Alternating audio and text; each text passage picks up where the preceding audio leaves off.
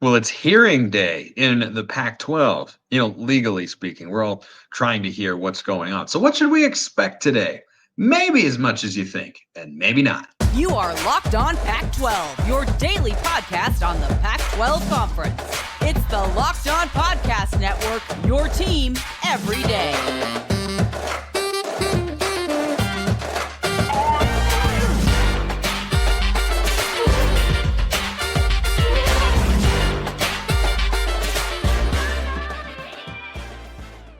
Welcome, everybody, to another episode of Locked On Pac-12. I'm your host, Spencer McLaughlin. Thank you so much for making this your first listen or your first view of the day. Part of the Locked On Podcast Network, your team every day, and your number one source to stay up to date with our media rights and soon to be mostly team free. But until then, beloved and loaded Conference of Champions. Like, comment, subscribe, rate, and review, please, and thank you wherever you listen to or watch this show, which today is brought to you by LinkedIn. These days, every new potential hire can feel like a high-stakes wager for your small business. That's why LinkedIn Jobs helps find the right people for your team faster and for free. Post your job for free at linkedin.com/lockedoncollege. Terms and conditions do indeed apply. So it's a big day in the Pac-12 lawsuit. Oregon State and Washington State on one side, the 10 departing schools and George Kliavkoff and the conference and whatnot on the other. There isn't really going to be a big update until we actually hear what comes out of this particular hearing. We are, though, moving closer towards clarity as to what the Pac's next move is going to be. So just a quick little recap for those who might not be totally up to date on everything. The 10 departing schools are arguing that the revenue from this year and past years currently controlled by the Pac-12 conference, still a legal entity, is belonging to them in some capacity, and that they should get a share of it. Washington State and Oregon State are saying, no. That money goes to the conference. You're no longer a part of the conference. We should get control of all of it. And they're trying to adjudicate in court whether or not Oregon State and Washington get some of it, none of it, all of it, a huge chunk of it, somewhere in between. We're going to find out. I am not a lawyer, so I will not come on here and try to read between the tea leaves and read the law and lead you astray, potentially one way or the other, as to where I feel that Oregon State and Washington State are going to come out, whether or not they'll get on the correct side of this case from where they're standing. I do want them to get more than, I don't know if they should get 100% of it, just from like a non-legal perspective. Because like the revenue for 2023-24, I've read they're also trying to go after that. And I go, well, I don't know. Those schools are still there. But again, I don't know all the legal jargon and whatnot. But Oregon State, Washington State should, from call it a moral standpoint, come out ahead here. And they should be able to get money that they can use in one of a couple ways. Number one, they can use it to continue to fund their athletic departments at a Power 5 level. The operating expenses and the coaching salaries of a Power 5 versus a Group of 5 are not even close. Just as a part of it, for example, the media rights distributions to the Mountain West schools are somewhere in the $5 to $8 million range. Yeah, the Pac-12 schools, remember, we're looking for a deal in the $30 million range, and Big 12 is in 31.6. That's just in media rights. That's not factoring in donations. That's not factoring in ticket sales. That's not factoring corporate sponsorships and a lot of other ways an athletic department comes to have its total amount of revenue. It is tens of millions of dollars higher at Power 5 schools than it is at G5 schools or FCS programs. So when you look at what they're trying to go after here, that is, I think, the number one priority for them, is keep the revenue as steady as possible so that they are able to continue operating, at least in the interim, at a Power 5 level. Is that going to continue? We'll see. We'll see how much they get. We'll see what actually, comes of it in that sense. So that's what they are trying to do. And this is, NCAA tournament units and college football playoff revenue and like all sorts of different aspects are, the essentially the cash fund that Oregon State and Washington State are going after here. Now, there is not a guarantee we'll get something out of the hearing today.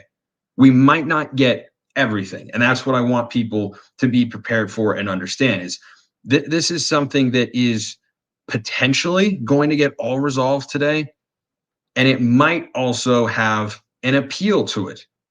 There has been discussion about whether or not that could take place. There's been, they might decide part of it now and might have to decide other parts of it later. We should get something one way or the other. It's just kind of a question of how much, which will then leave Oregon State and Washington State with one of a few options. Number one, operate as a two-team conference, cobble together a schedule, sit on the extra money that you've got to continue operating as Power 5 schools, and basically say the 2024 athletic season is, kind of a throwaway while they set up their future plans, which could include a merger with the Mountain West, a reverse merger where the Mountain West dissolves and everyone plays under the label of the Pac-12 and that becomes a new conference. That is an option. They could also be a two-team league for 1 year and then rebuild the conference with a combination of American Conference and Mountain West Conference teams. That could be an option. Or they could say, no, we're done with the Pac-12. Didn't get enough of the assets there. There's no point in being, the governors of that legal entity and institution anymore, and we're just going to go join the Mountain West. Those are basically the options that exist presently for Oregon State and Washington State, who should be, and I think are in the long term, thinking, how do we best position ourselves to be Power 4 expansion options when the next round of realignment shows its head? When the next round of realignment pops its metaphorical gopher head out of the ground, how do we make sure that we're in that gopher's line of sight?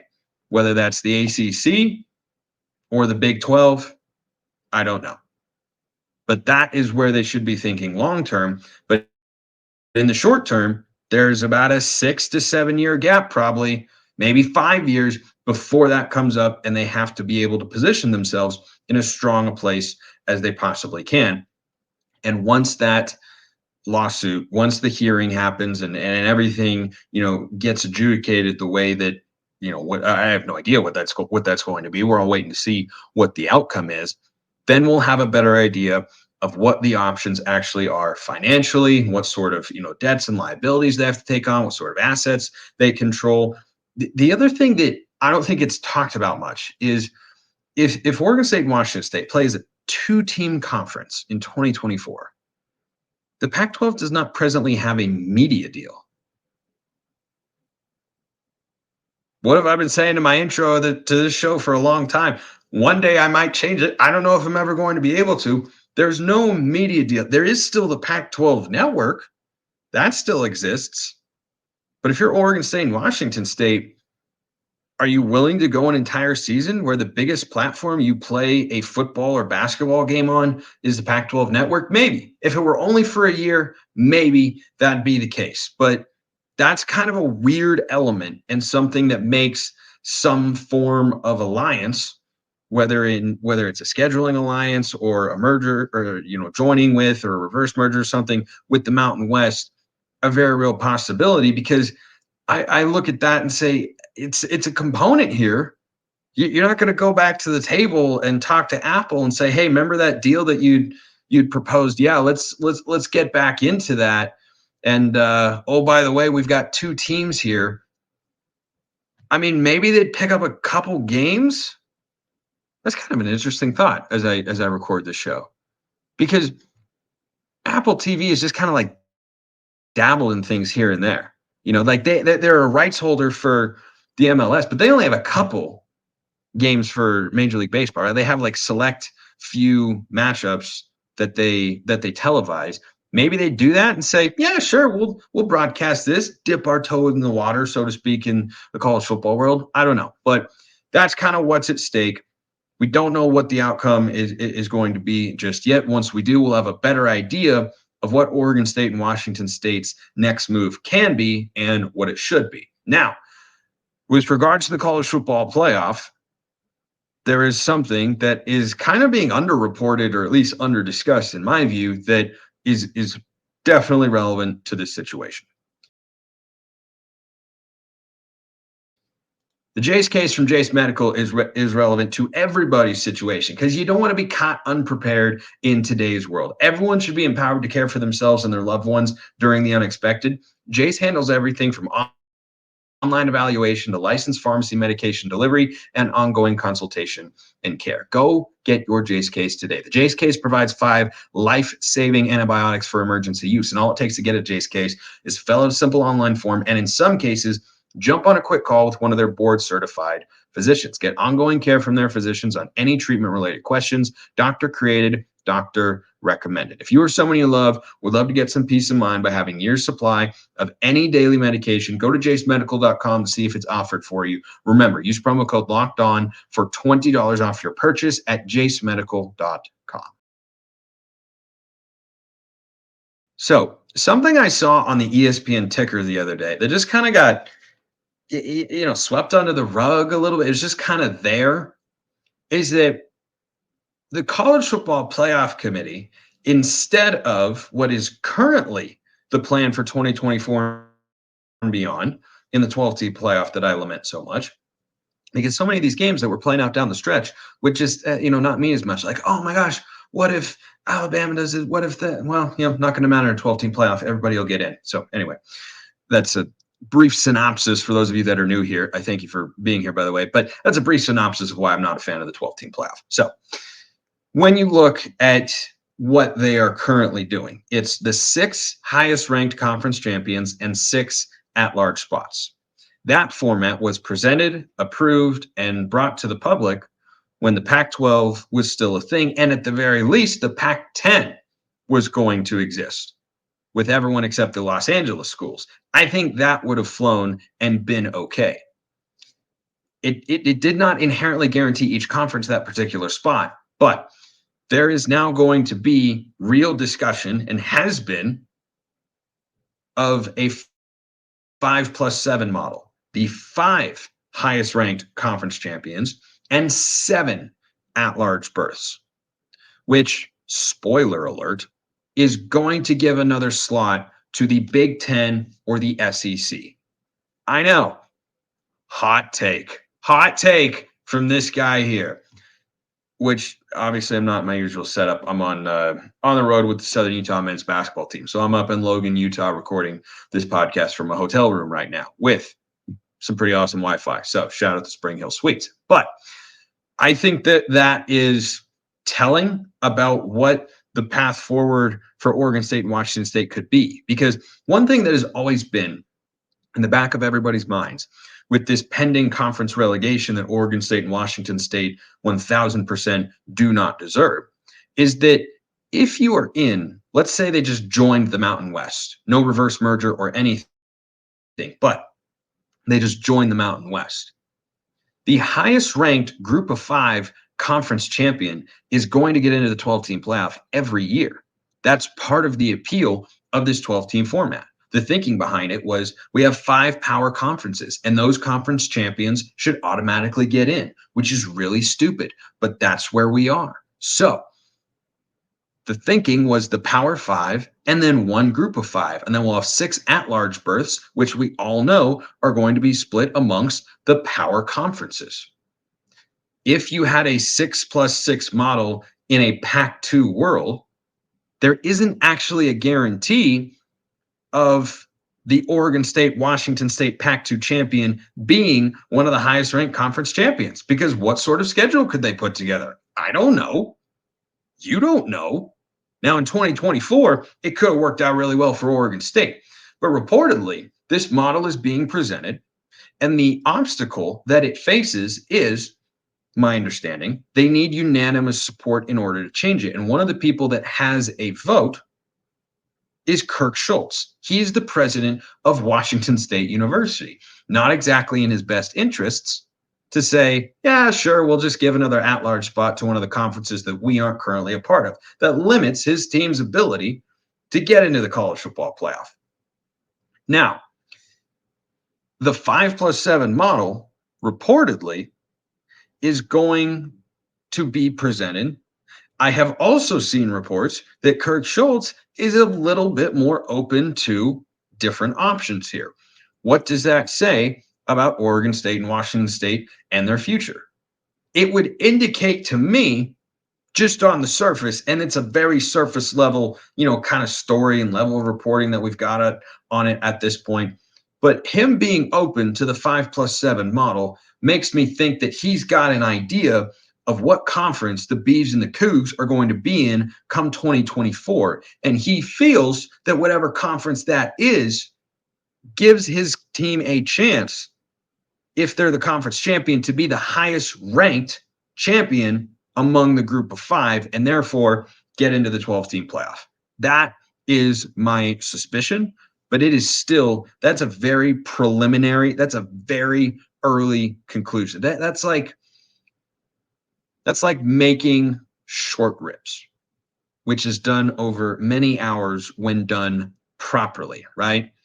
You braise them, you kind of sear them in the pan, then you throw in a little mirepoix, some chicken broth, some red wine, spices and herbs, and then you let them sit. That's like taking the lid off, my conclusion there.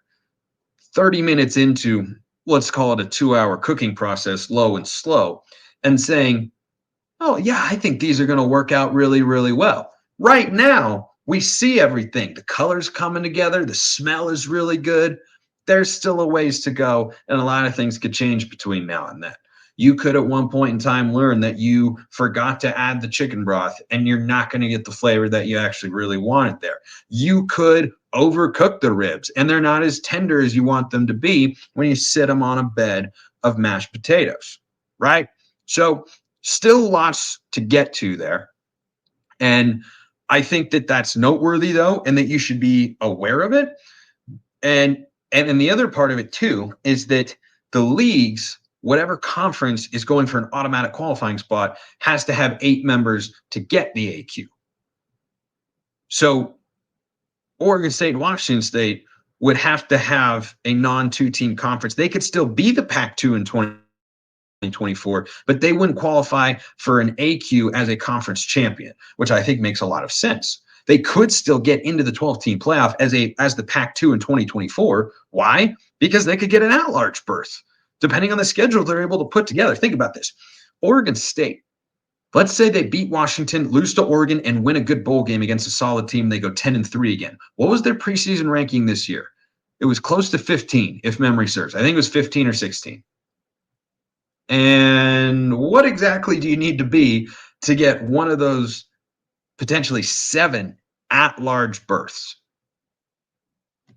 Probably within the top 15. The entire top 15 won't get there. It's not the 12 highest ranked teams, 6 highest ranked conference champions, plus 6 teams. Possible, depending on the schedule they could put together for next year. So the hearings today, by the way, a mailbag question came in that I realized I kind of forgot to get to a little bit earlier. It said, quote, regarding an issue that will affect every team in the current Pac-12, especially Oregon State, Washington State, what's the status of the Pac-2 lawsuit in the county? I think he spelled it wrong. And what is the likely timing of the outcome? Uncertainty could heavily impact recruiting in the transfer portal, and that decision will likely be appealed. So I talked about all the appeal stuff and kind of what I think might happen, what could happen, and everything there earlier on the show. But the question about the transfer portal is the important one here. So Jake Dickert, as open and honest as they come, I respect the heck out of that guy, and I think his football team is going to win on Friday night against Colorado. But I really respect him because he's very honest about all this sort of stuff and talked recently in a press conference about, hey, there's about to be a feeding frenzy on our program if we can't get some clarity here. So one way or the other, Oregon State and Washington State, I think they recognize they want to know. I think Jake Dickert described it as open season, basically. Like for Oregon State and Washington State, there are going to be athletes, not just in football, but in other sports as well, that are saying, are we playing in the Mountain West next year? Is that really the plan? Because if so, I'm trying to compete at a Power 5 level. That's in my best, athletic career interests. And there are other schools that will offer me that. So if you can't offer me that, I'm going to seek gainful educational and athletic opportunities elsewhere. See, I almost said employment, but we all know that that's not the case. At least, anyway, that's a messy conversation. So I think that the outcome of it is being heavily monitored by people at the schools and outside the schools as well. I think everyone's like kind of going, well, let's kind of see what happens. Let's see how this plays out. Let's see how it goes.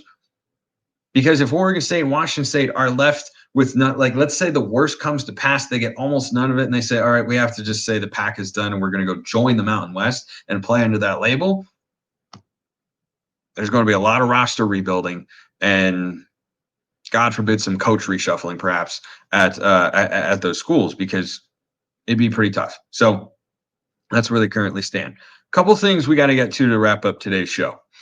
As the Pac-12 goes for its first college football playoff berth since 2016, Oregon and Washington both in great position if they win out to get into the playoff, and I don't think they'll be kept out if either does win out. The SEC and the ACC in this particular situation should be punished for something. Now, it's not a punishment to go to LinkedIn Jobs, because these days, every new potential hire can feel like a high-stakes wager for your small business. And you want to be 100% certain that you have access to the best qualified candidates available, right? So let's say you're, Texas A&M, and you're looking for a new head football coach. Jimbo Fisher was not the best candidate. You know why they landed on Jimbo Fisher? They didn't use LinkedIn Jobs. LinkedIn Jobs helps find the right people for your team faster and for free. Go in there, create a free job post in minutes, and then add the purple hashtag hiring frame to your profile to spread the word that you're hiring. Small businesses rate LinkedIn Jobs #1 in delivering quality hires versus leading competitors. LinkedIn Jobs helps you find the qualified candidates you want to talk to faster. Post your job for free at linkedin.com/lockedoncollege. That's linkedin.com/lockedoncollege to post your job for free. Terms and conditions do apply. Okay, I had this thought the other day, and I can't shake it, so that's why I'm sharing it. That's kind of the way this show works in one way or another. There is a competitive battle going on, a resume battle between the Pac-12 and the Big 12 and the Big 10 and the ACC and the SEC. It is a crowded group of teams trying to make the college football playoff. And something that is not being discussed anywhere that I have seen in all these resume debates, and people like Joel Klatt, who I think is really sharp, talking about what about this team versus that team, or that team versus this team. It's something to think about. Here's something else to think about. Do you know, off the top of your head, I'm just curious here, do you know off the top of your head who the currently 4th ranked team in the college football playoff race is? Do you know who that is? Yeah, it's Florida State. Okay, most people probably know that. It shouldn't be Florida State because Washington has a better resume, but it is. Do you know who Washington's playing this week? Oh, that's right, it's Oregon State. It's Oregon State, who in the AP is ranked inside the top 10 and probably should be in the college football playoff as well. Okay, so Washington is going to play at Oregon State, who at worst is going to be a top 12 team in the college football playoff rankings, maybe even top 10. At a place where Oregon State has lost just one time in the last 2 years. Okay, got it. So the team that's ahead of Washington is Florida State. Both teams are 10-0. Florida State last week won by 7 at home against unranked Miami. Washington won by 7 at home against then 13th ranked Utah. Yeah, that's right. Okay, got it. And who does Florida State play? Oh, that's right. Florida State is playing North Alabama this week. North Alabama. That is, wait for it, an FCS program. Spencer, why would Florida State be playing an FCS program? Alabama is playing Chattanooga. Why would they be playing Chattanooga? That's a great question, random Locked On Pac-12 fan. Let me tell you, the answer is that the SEC and the ACC, through the malfeasance of the powers that be in college football, have been allowed to schedule 8-game conference slates for all of their teams. So as a result, every year, while the Big 10, the Big 12, and the Pac-12 are playing 9 league games, the SEC and the ACC only play 8. And yet we're supposed to pretend that every record is the same. Every record is not the same, even when they look the same. Let's say, for instance, Washington wins this weekend and Florida State wins this weekend. In what universe can you possibly still have Florida State above Washington? They shouldn't be above them right now. I hope the College Football Playoff Committee rectifies this matter, because a win over Utah, a ranked team, has to matter more than a win over an unranked Miami team, who's not bad. I'm not saying it's a horrible win. I am saying that Utah's win or Washington's win over Utah has to be better, right? Has to be better. These teams getting their tune-up games late in the season, the week before they play their rivals, is ridiculous and unacceptable. And if push comes to shove, and it comes down to a Pac-12 team or an ACC team, or a Pac-12 team and an SEC team, the Pac-12 should get in because they're playing 9 conference games. They are playing a higher caliber of competition. When you look at the holistic nature of their season, that is objectively true. I don't know how you can even argue it at this point. Alabama already played UT Martin and Ball State this year. They also played UAB. That's their non-conference slate. Michigan, for instance, has a pathetic non-conference slate. East Carolina, UNLV, and Bowling Green. Neither one of them has to play a Power 5 non-conference game. Neither one of them has to play a Power 5 non-conference game. They can schedule 3 FCS or G5 cupcake games that aren't going to challenge them, where they can rest their starters. And then sometimes these schools, because each individual institution, as I've said for a long time here on the show, has too much power over their own schedule. Scheduling continues to be and will forever be the biggest issue in college football. They have too much power. So North Alabama competes in a league that I cover for my job as the voice of the Thunderbirds, the United Athletic Conference. It's an FCS conference. North Alabama is not even a good team in it. They're at the bottom of the conference this year. And that's who Florida State is playing in November in the heat of a title race. They need to be punished for that. I am not saying they can't make the playoff, but if it comes down to this school that played 9 conference games or this school that played 8, it should be given to the 9th. If they have the same record and there's no head-to-head, it should you can't value that game, or that record. You can't value that record the same way. It'd be absolutely preposterous. So the SEC and ACC, if it comes down to that, should in fact be punished. I am not saying that Florida State shouldn't be able to get into the playoff, that they don't have a resume worthy. I'm saying that someone who's gone through a 9-game Pac-12 slate with the same record as a team that's gone through an 8-game ACC slate, in no world can those be viewed as the same. It just should not happen. So let's wrap up with this. This mailbag question from Tyler. 2 questions. 1, whether or not College Game Day is worried about bad optics, and 2, why the Chargers stink. I'll start with why the Chargers stink. The answer is Brandon Staley stinks. Justin Herbert's not the problem. Guy puts up 38 points and loses at home. Yeah, Brandon Staley stinks. Needs to go. So that's why the Chargers stink. Game day, though. Are they worried about bad optics? Absolutely. That's why I called them cowards and losers on yesterday's show, because that's how they're acting. That's how they're acting. Full stop.